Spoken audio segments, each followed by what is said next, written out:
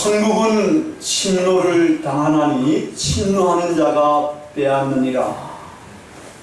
천국은 침노하기만 하면은 빼앗는다는 겁니다. 제가 지난번에 캐나다 여행을 하면서 찍은 사진 오늘도 몇 장을 이렇게 보도록 그렇게 하겠습니다. 여기 이제 보면은 여기 이제 돌판이고 여기 강이 흐르고 여기 나무 숲들이 이게 쫙 있습니다. 이게 검은 부분들은 전부 다 나무입니다. 그 다음 꽃들도 보면은 이건 이제 지난번에 보여드렸듯이 여기 호수가 있고 여기 빙하에서 녹아내린 물이 파란 물입니다. 여기도 보면은 좌우에 이렇게 검은 것들이 보이는데 이게 전부 다 숲입니다. 나무 숲이고 여기까지는 숲이고 그 맞은편에 보면 또 이렇게 아름다운 건물도 있고 여기 숲이 쫙 있고 그 다음에 또 여기 등성이 숲이 있고 또 이쪽 산에 숲이 쫙 올라가지 않습니까? 꼭대기나 이제 눈이 만년설이 있는 그런 부분이고 바위산이고 해서 나무들이 없습니다. 저쪽도 마찬가지입니다.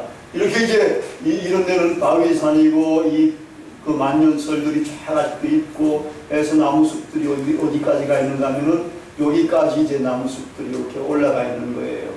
그 다음에도 보면은 이게 이제 여기도 이제 아름다운 그 호수가 있고 그리고 여기 아마 이 빙하가 내려가면서 끌고 나가지고 흙이나 자갈들이 쫙 있는데 거기에 나무숲들이 막 치고 올라가는 것 같지 않습니까? 여기까지 올라가고 혹시 이런 데도 있는지도 몰라요. 근데 마지막 거 보면은 여기까지도 이게 나무들이 올라가 있는 겁니다. 여기 이게 나무예요. 이런 것들이 뾰족뾰족 나무 있잖아요. 이런 데까지도 나무들이 이렇게 이제 진출해 가지고 있습니다. 정말 이 캐나다에 보니까 이 나무들 이런 것들을 보면서 제가 오늘 설교도 구상을 했었습니다. 이 나무들 생명력이 대단합니다. 여기 보면은 제일 높은 지역은 알펜시안인가? 그런 이제 지대가 되고 그 다음에는 알펜시안 지대가 되고 그 다음에 이제 이 나무들이 있는 그런 영역이 된다는 거예요. 이게 숲 툰드라라고 하고 뭐 이러는데 요 지역에서 하여튼 나무들이 이 끝까지 이 한계선까지 거기가 아무리 춥고 척박하고 그렇더라도 정말 거기에 뿌리만 내릴 수가 있는 곳이 있다 그러면은 이 나무들이 거기까지 진출하는 겁니다. 꼭 만약 저 높은 고지가 있다 할 때에 그 고지를 어떻게든지 정복해보고자 하는 그 놀라운 생명력으로 이 나무들이 진출해 있는 것 같아요. 저 높은 곳을 향해서 말이에요. 끊임없이 생명력을 펼쳐보려고 하는 그러한 노력들이 이 나무들에서 있는 것 같습니다. 우리가 이제 세계의 3대 전략가라 그러면은 어느 분들이 세계 3대 전략가인가 하면은 누구겠어요? 알렉산더 대왕. 그 다음에 나폴레옹도 들어가요. 근데 그 중간에 한 분 있는데 누군가 하면은 한니발 장군이라는 이 대단한 전략을 한니발이 쓰고 있지 않습니까? 한니발이 이제 카르타고의 명장인데 아마 1차 전쟁 할 때는 이 시실리 섬, 이태리하고 아프리카, 요 튜니지아 요쪽이 이제 이 카르타고인데 이 카르타고가 그 지중해 안에 있는 시실리 섬을 두고 아마 이 서로 공략을 했던 것 같아요. 그래 1차 전쟁 때는 이제 져가지고 그걸 뺏기게 되지만 그래도 지중해 연안에 보면 스페인 남부까지도 카르타고가 장악하고 있는 이런 때였습니다. 그래 한 기원전 219년인가 이제 한니발이 이제 이탈리아를 침공하려고 계획을 세우고 이제 침공을 하게 됩니다. 근데 이제 어느 쪽에서 침공하지? 이제 해양은 벌써 로마군이 더 세니까 그쪽으로는 못 가고 이 스페인 쪽에 있다가 거기서 이제 군수물자와 군인들을 다 모아가지고 전쟁을 해가는데 어디를 넘어가는가 하면은 알프스, 여러분이 알듯이 알프스를 넘어가잖아요. 이건 대단한 전략이라고 볼 수 있습니다. 아니 군인들을 동원해가지고 거기에 보면 군수물자건 무기건 짐승들이건 이런 것들이 엄청 많을 텐데 이걸 데리고 이 알프스산을 넘는다는 거는 이건 불가능하다고 보통은 판단하고 있거든요. 근데 이 불가능에 하니발은 도전해가지고 그 알프스를 넘어가지고 로마인들은 그거에 대해서 생각도 못하고 있는데 그 뒤통수를 강타를 하니까 몇 번 전쟁에 있어서는 하니발이 완전히 승리를 하게 됐던 겁니다. 여러분 성경에도 보면 아주 교과서적인 전략이 나옵니다. 아이성 전투라는 것이 있습니다. 이 여리고가 큰 성이거든요. 그 여리고 성을 이제 함락한 이제 이스라엘 백성들은 여호수아의 영도하에 이제 어디를 공격해 가는가 하면은 이제 가나안 지역에 들어가 가지고 요단강을 건너서 아이성을 이제 공격을 해가게 되는 겁니다. 아이성을 공격하는데 여기 작은 데니까 만만하게 봐가지고는 한 2~3천 명 군인만 이제 보낸 거예요.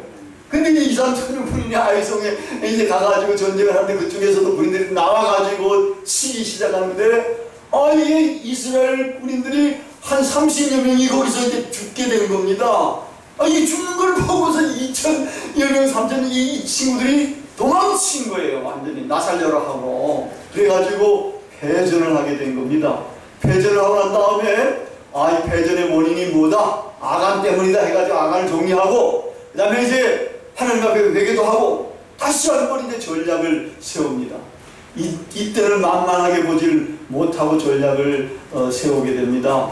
어떻게 하는가 하면은 이제는 2만 명이나 아이성 뒤쪽으로 돌아가가지고 반투해가지고 매복해요. 그리고 우리가 이제 주력 군대가 또다시 이제 아이성을 칠 거다. 그러면 또 아이성 군인들이 나와가지고 이 전쟁을 좀 하다가 몇 사람이 죽으면 우리가 이제 도망갈 테다 말이야.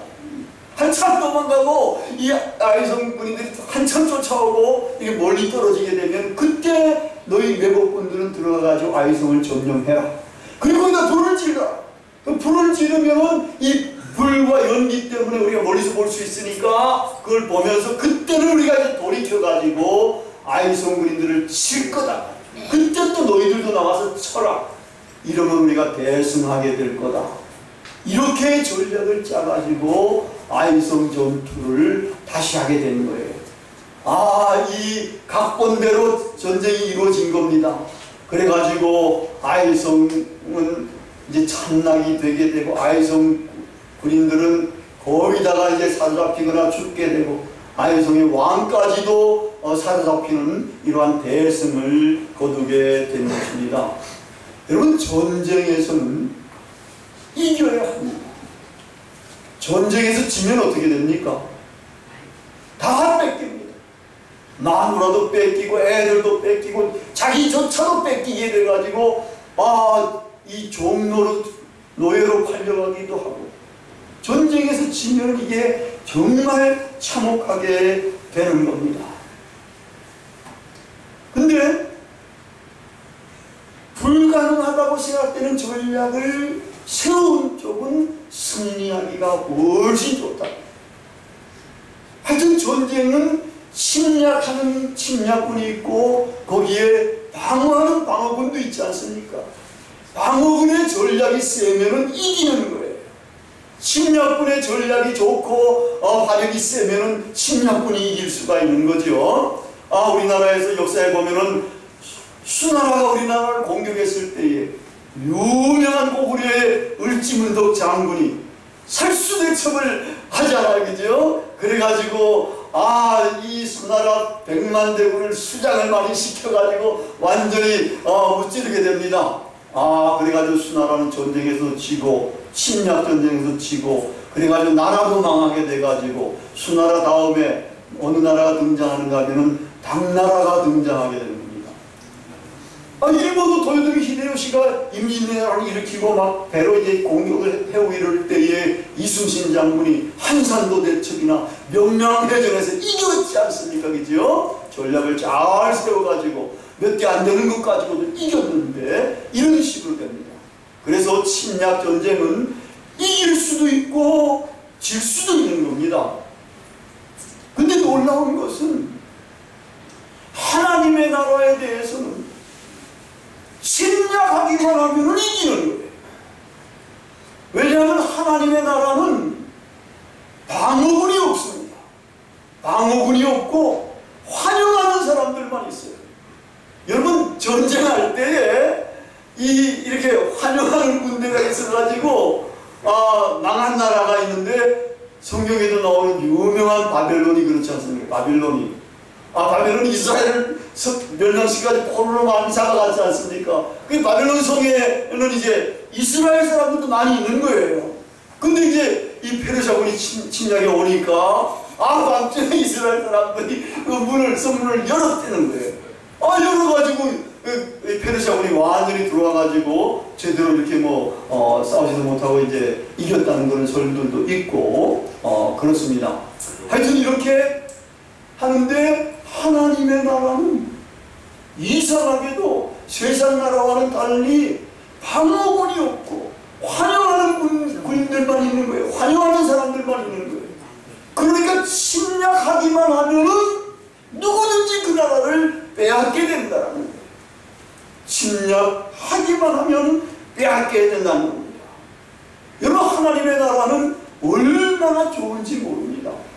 여러분, 이 세상 나라도 좋다고 느끼는 사람들도 있지만, 이 세상 나라 살다 보면 여러 가지 어려움들이 많아요. 우울증 걸리는 사람들도 많고, 마음에 심란해가지고 정말 괴롭게 살아가는 사람들도 많은데, 하나님의 나라는 얼마나 좋은지, 정말 이 하나님의 나라를 침략하지 않는 사람은 정말 좋은 걸 모르는 사람이나 마찬가지예요. 하나님의 나라에서는 하나님의 영광이 있습니다. 우리가 이 세상에서는 별로 영광을 맛보지 못하잖아요. 경쟁사회가 치열하니까 학교에서도 우등상 딱 한 사람, 최고 우등을 한 사람밖에 안 주잖아요. 2등은 기억되지도 않는다고 이러지 않습니까? 근데 하나님의 나라는 하나님의 영광이 찬란할 뿐만 그 나라에 들어가는 사람은 모두가 다 그 영광에 참여하게 돼요. 여러분, 하나님의 자유를 한번 생각해봐요. 우리도 자유가 굉장히 중요한 걸 몸으로 느끼며 살지 않습니까? 근데 이 자유보다도 탁월한 하나님의 자유, 또 우리 생명보다도 탁월한 하나님의 생명, 영원한 생명, 하나님의 평화, 하나님의 사랑, 하나님의 좋은 모든 것들이 하늘나라만 빼앗게 되면 내 것이 되는 거라는 거예요. 그러니까 이게 얼마나 좋은지 몰라요. 뿐만 아니라 하나님의 나라에 들어가면 우리는 어떤 사람이 됩니까? 하나님의 아들과 딸들이 되는 겁니다. 여러분, 오늘 읽은 구절 가운데 앞부분 11절 구절은 굉장히 유명한 구절이고, 제가 지난 가을에도 한번 그 구절 가지고 설교를 했습니다. 11월 11일쯤 전후로 해가지고 이 구절을 제가 뭐라고 부른다고 그래요? 아시는 분 있으면 상 주려고 그랬더니 모르시는구나. 빼빼로 구절, 마태복음 11장 11절입니다. 빼빼로 구절, 대단한 겁니다.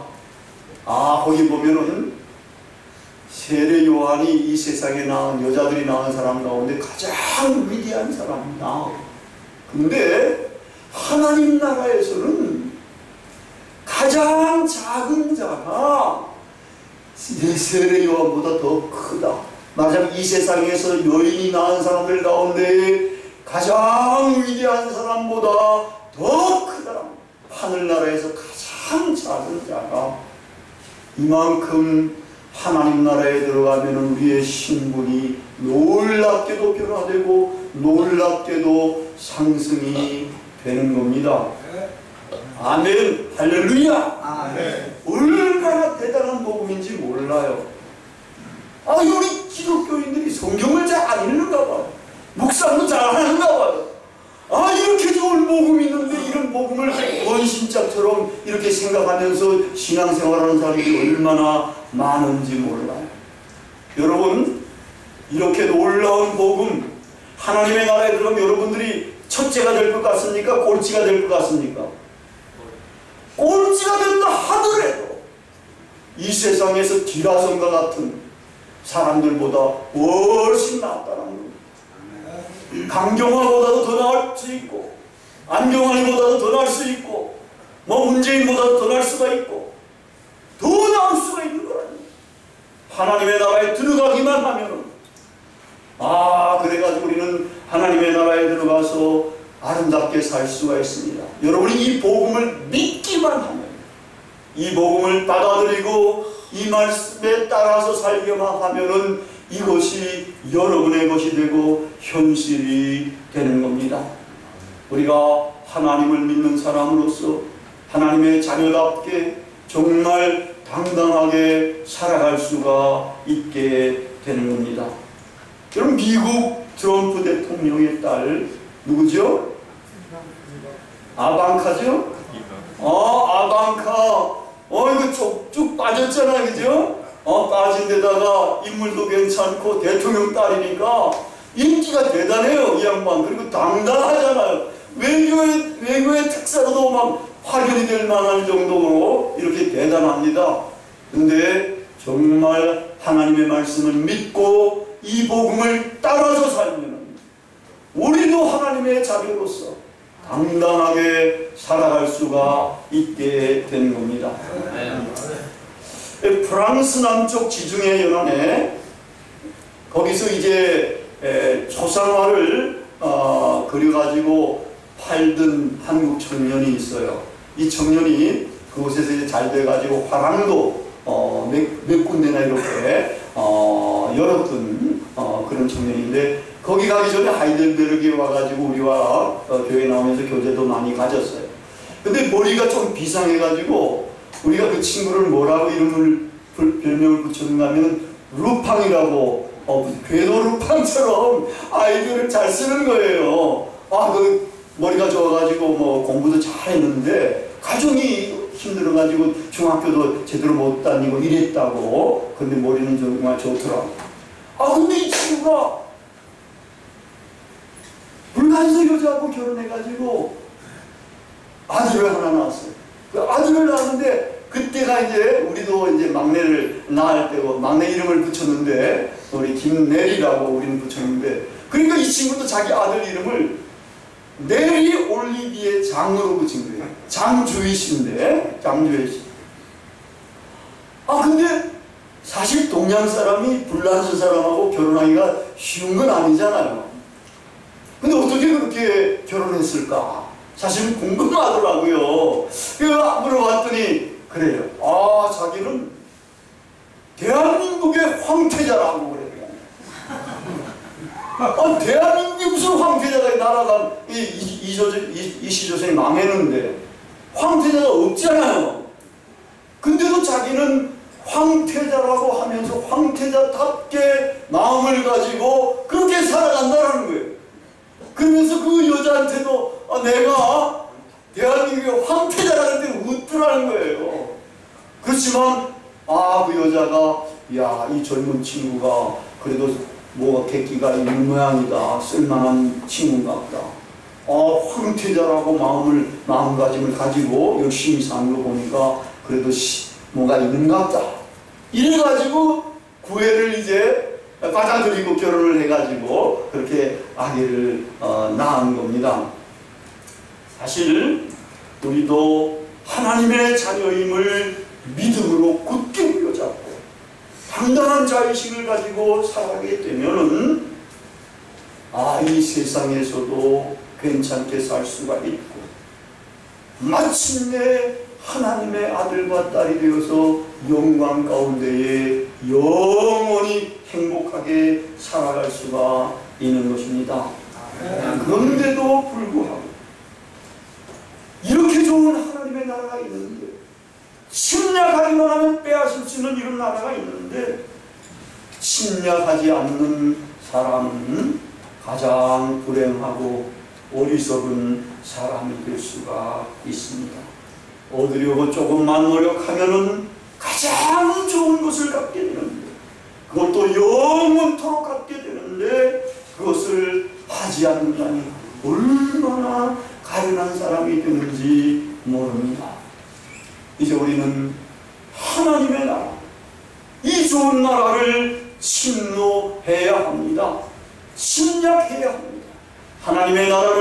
하는 일에 올인해야 합니다.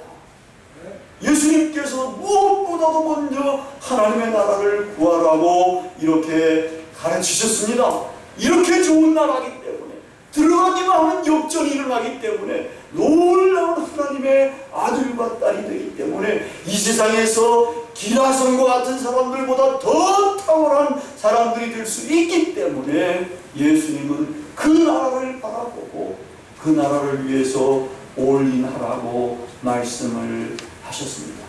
될 대로 되라든지 어영부영하든지 관심도 갖지 않든지 이렇게 해서는 안 됩니다.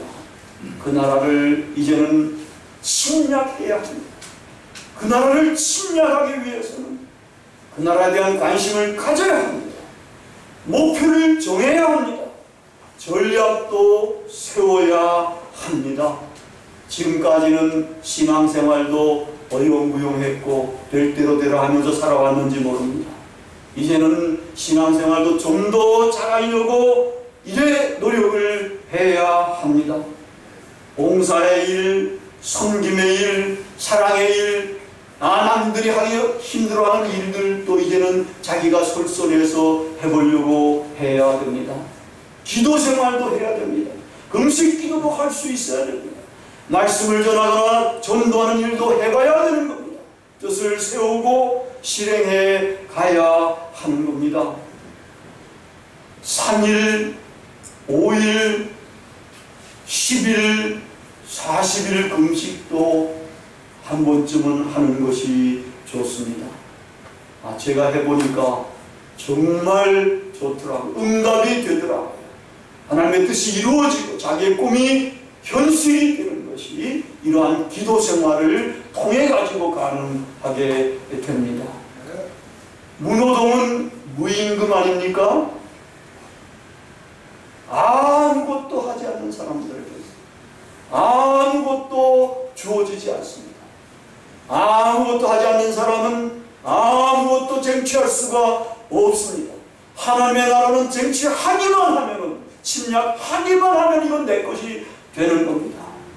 여러분, 예수님께서 가르친 비유 가운데에 쌍비유, 짝비유라고 하는 것이 있는데 밭에 감추인 보화의 비유와 진주 장사의 비유입니다. 이 진주 장사 비유부터 간단히 말씀드리자면은 진주 장사가 가장 좋은 진주를 만나기까지, 찾기까지 열심히 돌아다니는 겁니다. 그러다가 가장 좋은 진주, 이만한 진주를 아마 발견한 모양이에요. 그걸 발견했을 때 얼마나 기뻤는지 모릅니다. 이야, 내가 찾던 것을 찾았구나. 이래가지고 보니까 가격이 비싸잖아요. 그래가지고 집에 돌아가가지고 자기 가산을 다 정리하고 팔아가지고 그 진주를 샀다. 이게 하나님의 나라와 관련된 비유입니다. 이것은 사람이 끝까지 적극적으로 신노하는 것에 대한 이야기입니다. 모든 사람이 다 그럴 수는 없습니다. 때로는 하나님의 나라는 우연하게 주어질 수도 있습니다. 여기에 밭에 감추인 보화에 비유해서 이야기합니다. 밭에 감춘 보화, 농부가 밭을 턱 갈라보니까 소작인인데 밭을 큰 걷는데 파보니까 보석 감이 거기에 있는 거예요. 보니까 얼마나 기쁩니까? 이걸로 끝나는 게 아니에요. 하나님 나라는 발견의 기쁨으로 끝나면은 이건 자기 것이 안 됩니다. 이 친구도 돌아가가지고 자기가 가지고 있는 모든 것들을 다 팝니다. 요 밭만 사는 겁니다. 요 밭만 사면은 이 보석이 누구 거가 됩니까? 자기 것이 됩니다. 이게 하나님의 나라라는 거예요. 우연하게 주어질 수도 있는데 이거는 간혹 가다가 특별한 사람들에게는 그렇게도 주어지는 겁니다. 그런데 일반적으로는 침노하는 사람에게 하나님께서 이것을 허용해 주시는 겁니다. 이제 우리는 하나님의 나라를 침노해야 하겠습니다.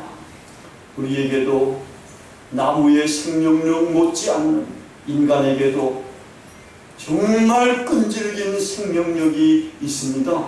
그러니까 이 인류의 인구가 이렇게 많이 돼가지고 없는 데가 없을 정도로 확산이 되어 있지 않습니까?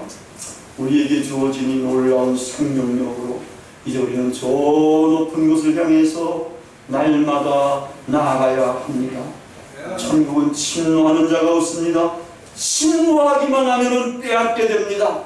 침노하면 그렇게 좋은 것을 얻을 수가 있는데 가만히 있으면 가장 어리석고 불쌍한 사람이 되는 겁니다. 우리 길봇교회 식구들은 이제 침노하십시다.